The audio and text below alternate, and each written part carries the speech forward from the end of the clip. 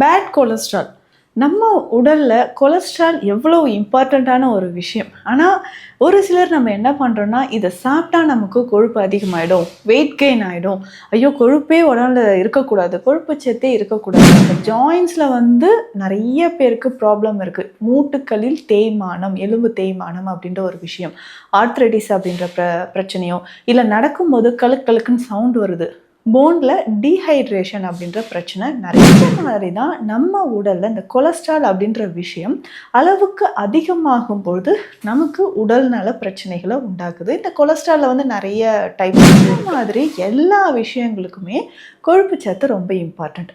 அதே மாதிரி நம்ம உடலில் இந்த கொலஸ்ட்ரால் அதிகமாகும் பொழுது தான் நிறைய பிரச்சனைகளை நம்ம ஃபேஸ் பண்ணுறோம்.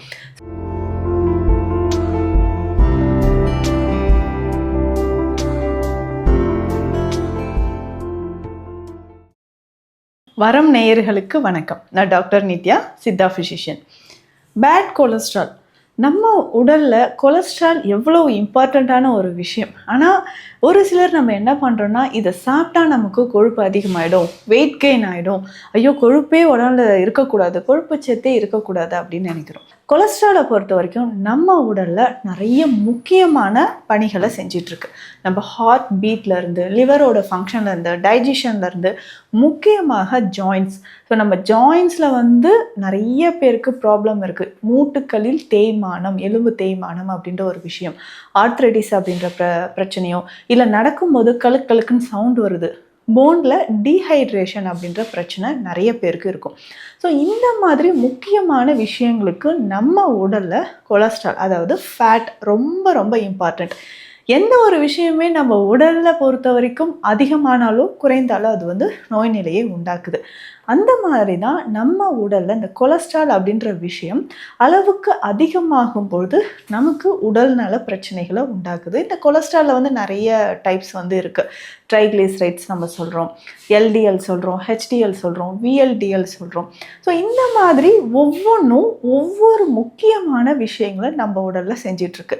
ஈவன் நம்ம உடலில் பார்த்தோம்னா ஹேர் க்ரோத்லேருந்து, நகங்களோட வளர்ச்சியிலேருந்து, நம்ம பேசக்கூடிய விஷயங்கள், ஸோ த்ரோட்டு, அதுக்கப்புறம் ஸ்கின்னோட ஸ்ட்ரக்சர். ஸோ ஒரு சிலருக்கு ரொம்ப ட்ரையாக இருக்கும். ஸோ ஸ்கின் ரொம்ப ட்ரை ஆகுது, கண்களில் ஒரு ட்ரைனஸ் ஏற்படுது. இந்த மாதிரி எல்லா விஷயங்களுக்குமே கொழுப்பு சத்து ரொம்ப இம்பார்ட்டண்ட். அதே மாதிரி நம்ம உடலில் இந்த கொலஸ்ட்ரால் அதிகமாகும் பொழுது தான் நிறைய பிரச்சனைகளை நம்ம ஃபேஸ் பண்ணுறோம். ஸோ கொலஸ்ட்ரால் லெவல் அபவுட் 200க்கும் மேலே இருக்கும்பொழுது ரொம்ப ரொம்ப கவனமாக இருந்து அதற்கான சிகிச்சைகள் எடுத்து அதை குறைக்கணும். ஸோ ரொம்ப ஈஸியாக பார்த்தோம்னா இந்த கொலஸ்ட்ரால் யாருக்கெல்லாம் அதிகமாகிறதுக்கான வாய்ப்புகள் இருக்குன்னா, ஒபிசிட்டி, ஸோ உடல் பருமன் அதிகமாக இருக்கக்கூடிய நபர்களுக்கு பார்த்தோம்னா இந்த கொலஸ்ட்ரால் லெவல் அதிகமாக இருக்கும். ஸோ கொலஸ்ட்ரால் லெவல் அதிகமாக இருக்குன்னா மேபி நமக்கு உடல் பருமன் அதிகமாக இருக்கக்கூடிய நபர்களுக்கு கொலஸ்ட்ரால் அதிகமாக இருக்கலாம். அதற்கு அடுத்தது பார்த்தோம்னா ஃபிசிக்கல் ஆக்டிவிட்டீஸ் ரொம்ப குறைவாக இருக்கக்கூடிய நபர்களுக்கு. அதுக்கப்புறம் பார்த்தோம்னா ஹெரிடிட்டியாக, ஸோ பரம்பரை ரீதியாகவும் ஒரு சிலருக்கு கொலஸ்ட்ரால் லெவல் அதிகமாக இருக்கலாம். ஸோ இதை தாண்டி நம்ம ஏதாவது உணவு முறைகளை மாற்றி சாப்பிட்றோம், இல்லை நீண்ட காலமாக ஏதாவது ஒரு ட்ரீட்மெண்ட் நம்ம எடுத்துகிட்ருக்கோன்னு வச்சுக்கோங்களேன். ஸோ இதன் காரணமாகவும் நம்ம உடலில் கொலஸ்ட்ரால் லெவல் அதிகமாகிட்டே இருக்கும். ஸோ இந்த மாதிரி இருந்தாலோ, இல்லை இரவு நேரத்தில் நம்ம உறக்கம் இல்லாமல் இருக்கும் பொழுது நம்ம உடலில் கொலஸ்ட்ரால் லெவல் அதிகமாகும். ஸோ இதெல்லாம் பார்த்து, இல்லைங்க நான் வெயிட் நார்மலாக தான் இருக்கேன், சரியான உடல் எடையில் இருந்த போதும் எனக்கு கொலஸ்ட்ரால் லெவல் அதிகமாக இருக்குது அப்படின்னு சொன்னிங்கன்னா, அதற்கான சரியான சிகிச்சை முறைகள், உணவு முறைகள் ரொம்ப அவசியம்.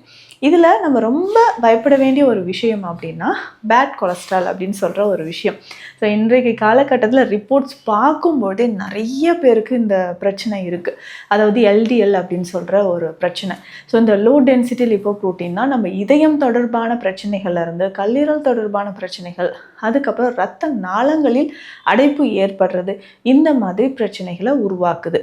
கொலஸ்ட்ரால் லெவல் அதிகமாக என்ன ஆகுனா உடல் பருமன் அதிகமாகும்.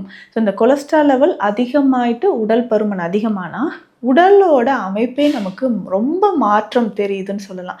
முக்கியமாக பெண்களுக்கு பார்த்தோம்னா கழுத்துக்கு கீழே உடலே வந்து ரொம்ப பருத்து இருக்கிற மாதிரி இருக்கும். ஸோ கழுத்துக்கு கீழே ஒரே மாதிரி ஷேப்பாக இருக்கிற மாதிரி ரொம்ப உடல் பருத்து போய் வயிறு பகுதி வந்து ரொம்ப பெருசாக இருக்கிற மாதிரி இருக்கும். அப்படியே வயிறுலேருந்து தொடை வரைக்கும் நமக்கு அப்படியே பெருசாக வந்து அதுக்கப்புறம் கால்கள்லேயும் மூட்டுக்கள்லேயும் வந்து அதிகமான ஒரு வீக்கம் காணப்படுது.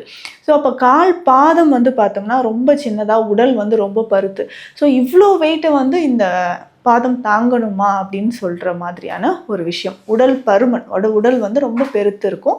அடிவயிற்று பகுதியில், தொடை பகுதியிலலாம் அதிகமான சதைகள் சேர்ந்த மாதிரி இருக்கும். இது பொதுவாக ஃபிசிக்கல் ஆக்டிவிட்டிஸ் ரொம்ப குறைவாக இருக்கிறவங்களுக்கோ, ஹார்மோன் சேஞ்சஸ் அதாவது தைராய்டு தொடர்பான பிரச்சனைகள் இருக்கிறவங்களுக்கோ, நம்ம உடலில் வந்து பார்த்தோம்னா பிசிஓடியோ, இர்ரெகுலர் பீரியட்ஸ், அதுக்கப்புறம் adenomyosis, fibroid uterus, gall bladder stones, இந்த மாதிரி பிரச்சனைகள் இருக்கிறவங்களுக்கு கிடுக்கிடுன்னு உடல் பருமனும் அதிகமாகி அதனோட கொலஸ்ட்ரால் லெவலும் அதிகமாகிட்டே போகுது. இதனோட கவனிக்க வேண்டிய விஷயம் என்னென்னா, கொழுப்புகள் உடல் அதிகமாக சேரும்பொழுது அங்கங்கே அது கொழுப்புகள் சேர்ந்து கொழுப்பு கட்டியாக தெரியும். ஸோ நிறைய பேருக்கு நம்ம பார்த்துருப்போம் இந்த கொழுப்பு கட்டின்னு சொல்கிற விஷயம். கைகளில் வந்து அங்கங்கே வந்து குண்டு குண்டாக நம்ம பார்த்துருப்போம், லைப்போமா அப்படின்னு சொல்லக்கூடிய கொழுப்பு கட்டி. கைகள்லையோ, தொடைப்பகுதியில், இடுப்பு பகுதியில், இந்த மாதிரி இடங்களில் எல்லாமே கொழுப்பு கட்டி நம்ம பார்த்துட்ருக்கோம். ஸோ இந்த மாதிரி இருந்துச்சுன்னா என்னங்க பண்ணலாம்? ரொம்ப சிம்பிளான விஷயம், உணவு முறை. ஸோ மருந்துகள் வந்து நீங்கள் அடுத்தது எடுக்கிறோமோ இல்லையோங்க, உணவு முறையில் நம்ம மாற்றம் செய்யும்போது டயட் ரொம்ப ரொம்ப இம்பார்ட்டண்ட். ஸோ நம்ம உணவு முறையை பொறுத்த வரைக்கும் ஃபைபர் கண்டென்ட் ரொம்ப ரொம்ப முக்கியமானது. அதுக்கப்புறம் விட்டமின் சி நிறைந்திருக்கக்கூடிய உணவுகள், ஃப்ரூட்ஸ் வந்து நிறைய சாப்பிடணும். ஃப்ரூட்ஸ் சாப்பிட சாப்பிட முக்கியமாக உடலில் இருக்கக்கூடிய பேட் கொலஸ்ட்ரால் வந்து நமக்கு கரைய ஆரம்பிக்கும். அதே மாதிரி வெஜிடபிள்ஸ், நம்மளுடைய சிறுதானிய வகைகள். ஸோ இது எல்லாமே நம்ம ஃபாலோ பண்ணும்பொழுது கொஞ்சம் கொஞ்சமாக நம்ம உடலில் இருக்கக்கூடிய கொலஸ்ட்ரால் மற்றும் பேட் கொலஸ்ட்ரால் குறைய ஆரம்பிக்கும். இதுக்கு ரொம்ப சிம்பிளாக டெய்லி காலையில் இருந்து நம்ம என்ன பண்ணால், டீ காஃபி குடிக்கிறோமா அதை அவாய்ட் பண்ணிக்கணும். ஸோ அதிகமான கொழுப்பு சத்து இருக்கக்கூடிய உணவுகள், அசைவ உணவுகள் சாப்பிட்றோம், அவுட் சைட் ஃபுட் நிறைய சாப்பிட்றோம், முக்கியமாக ஜங்க் ஃபுட்ஸ்.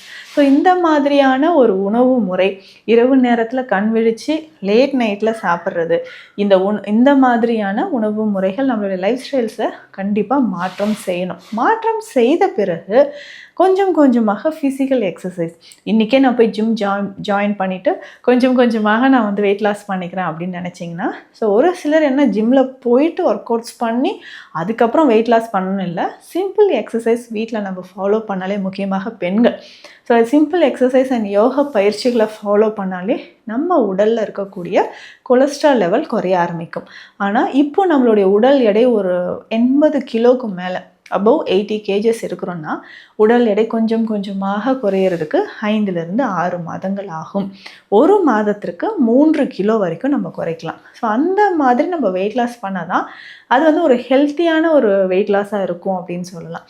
ஸோ நம்ம ஸ்டார்ட் பண்ணிட்டோம், இப்போலேருந்து நம்ம சின்ன சின்ன மாற்றங்கள் செய்கிறோம் அப்படின்னா கண்டிப்பாக ஒரு மாதம் கழித்து செகண்ட் மந்த்லேருந்து நமக்கு நல்ல ரிசல்ட் கிடைக்கும். நான் சொன்ன மாதிரி ஃப்ரூட்ஸ் அண்ட் வெஜிடபிள்ஸ் நிறைய நம்ம சாப்பிட்ணும். தினமும் காலையில் ஹெர்பல் டீ வந்து நம்ம யூஸ் பண்ணிக்கலாம். இந்த ஹெர்பல் டீ அப்படின்னு சொல்கிறது எதுவாக இருக்கலாம் அப்படின்னா, நம்ம கருப்பட்டி காஃபியாக இருக்கலாம், இல்லை ஹைபிஸ்கஸ் டீ, இல்லை ப்ளூ டீ அப்படின்னு சொல்லக்கூடிய சங்கு புஷ்பம் இருக்கிற டீ, இல்லை நமக்கு வந்து துளசி சேர்த்து, அது கருந்துளசி சேர்த்த துளசி டீ, இந்த மாதிரி ஹெர்பல் டீ வந்து காலையில் நம்ம எம்டி ஸ்டொமக்கில் குடிக்கும்பொழுது உடலில் இருக்கக்கூடிய அந்த டாக்ஸின்ஸ் வந்து வெளியில் வர ஆரம்பிக்கும். இதுலேயுமே ஸ்பெஷலாக வந்து பார்த்தோம்னா வெயிட் லாஸ்க்குனே நம்மக்கிட்ட ஹெர்பல் டீடாக்ஸ் டீ அப்படின்ற ஒரு மெடிசன் நம்ம கொடுத்துட்ருக்குறோம். உடல் பருமன் குறைக்கிறதுக்கும் கொலஸ்ட்ரால் லெவலை குறைக்கிறதுக்கும் இந்த டீ நமக்கு ரொம்ப ரொம்ப யூஸ்ஃபுல்லாக இருக்கும். உணவில் மறக்காமல் சின்ன வெங்காயம் சேர்த்து சாப்பிடணும். ஸோ பச்சையாக தினமும் ஒரு 5-6 வெங்காயம் உணவோடு சேர்த்து சாப்பிட்டாலே நம்ம உடலில் இருக்கக்கூடிய கெட்ட கொழுப்புகள் வந்து குறைய ஆரம்பிக்கும். ஸோ அதே மாதிரி ரொம்ப டீப் ஃப்ரை பண்ண, அதாவது நல்ல எண்ணெயில் பொரித்து வறுத்த உணவுகள் எல்லாம் அவாய்ட் பண்ணிக்கணும். இதில் பேசிக்காக பார்த்தோம்னா நத்தைச்சூரி கஷாயம் அப்படின்ற ஒரு மருந்து இருக்குது. ஸோ இந்த நத்தைச்சூரி வந்து இருக்கக்கூடிய ஒரு ஸ்பெஷல் மெடிசனும் நம்ம கொடுத்துட்ருக்குறோம். சித்த மருந்தகங்களையும் இந்த நத்தைச்சூரி கஷாயம் அல்லது நத்தைச்சூரி சூரணம் அப்படின்ற ஒரு மெடிசன் இருக்கும். இதையுமே வெயிட் லாஸ்க்காக நம்ம பயன்படுத்திக்கலாம். உணவில் வந்து வாரம் 2-3 முறை கொள்ளு, பிரண்டை, ஆவாரம்பூ, கீரை வகைகள், ஸோ அனைத்து வகையான கீரை வகைகள் சாப்பிடும்பொழுதும் உடல் எடை நமக்கு கொஞ்சம் கொஞ்சமாக குறைய ஆரம்பிக்கும். ஸோ இந்த பதிவில் கொலஸ்ட்ரால் அப்படின்னு சொல்கிற ஒரு விஷயம் இருக்குது. ஆனால் இது இன்னும் நிறைய விஷயங்கள் இதில் இருக்குன்னு சொல்லலாம். அடுத்தடுத்த பதிவுகளில் நம்ம பார்க்கலாம். ஏன்னா இந்த உடல் பருமனாலேயும் இந்த கொலஸ்ட்ரால்னாலேயும் இதயம் மற்றும் கல்லீரல் தொடர்பான பிரச்சனைகளால் பாதிக்கப்படுறவங்க நிறைய பேர் இருக்காங்க. அதற்கான சித்த மருத்துவ முறைகளும் நம்ம கிளினிக்கில் கொடுத்துட்ருக்குறோம். இது தொடர்பான மருத்துவ ஆலோசனைகளுக்கு ஸ்க்ரீனில் இருக்கிற நம்பருக்கு காண்டாக்ட் பண்ணுங்கள். நன்றி.